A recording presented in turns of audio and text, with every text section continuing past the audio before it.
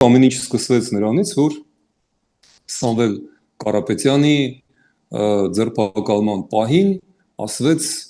հեծը ազգայնացվելու է։ Եթե ազգայնացվում է, նշանակում է Ռուսաստանից խլում են այդ հսկայական վիթխարի պաշարները, որ նա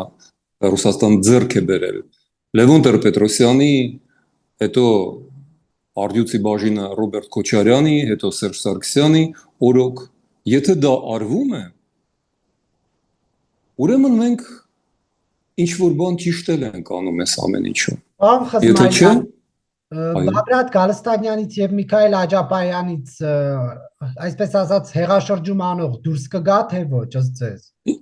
Իհարկե ոչ։ Իհարկե ոչ եւ